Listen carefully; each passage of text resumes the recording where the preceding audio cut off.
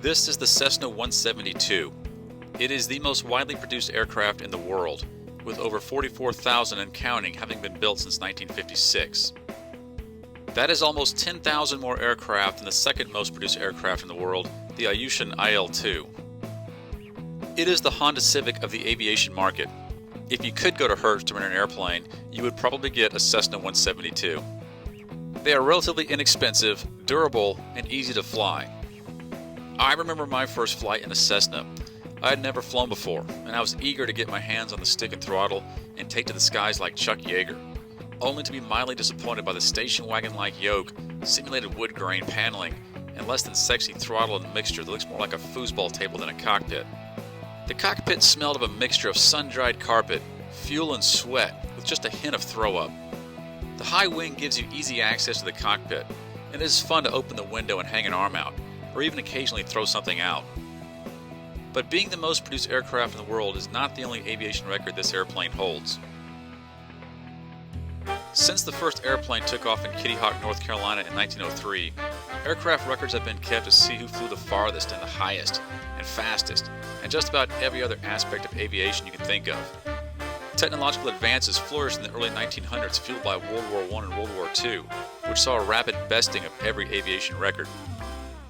NASA and the space race made most records seemingly out of reach for the average man, like NASA's X-15, which set the highest altitude record of 354,200 feet in 1963, and fastest speed record of 4,534 miles an hour set in 1967.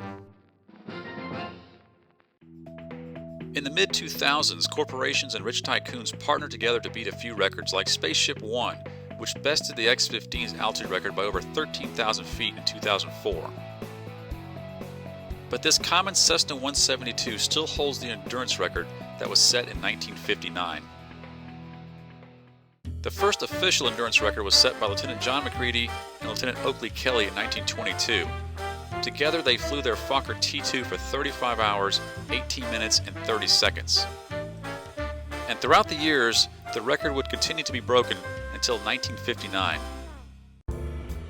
The owner of the Hacienda Hotel wanted publicity for his newly opened family-friendly casino in Las Vegas.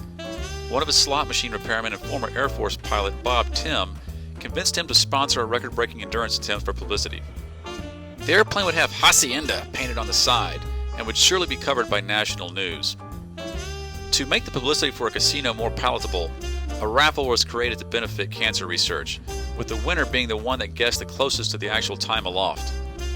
Tim recruited John Cook to help him fly, and they planned the attempt for over a year.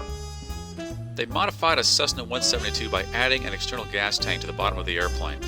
The firewall was modified so they could change the oil and oil filter in flight without shutting off the engine. The passenger seats were removed, and a small retractable platform was created so they could access the outside of the plane. An electric fuel pump and long refueling hose was added to allow them to refuel by flying low-altitude formation on a moving truck on the ground. They would do this twice a day. Imagine flying in this airplane for days on end with somebody else in these cramped conditions, having no privacy to do anything, even use the bathroom.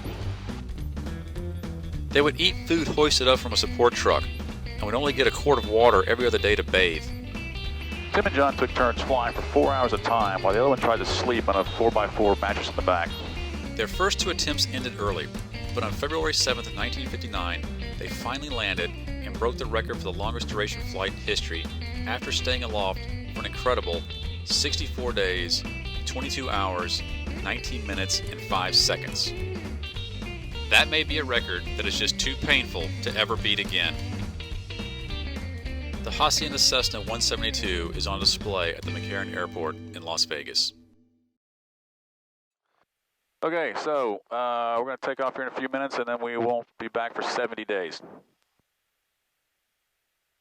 I'm out. Yeah. But where are you going? What? Really? What? Just like that? Really? No?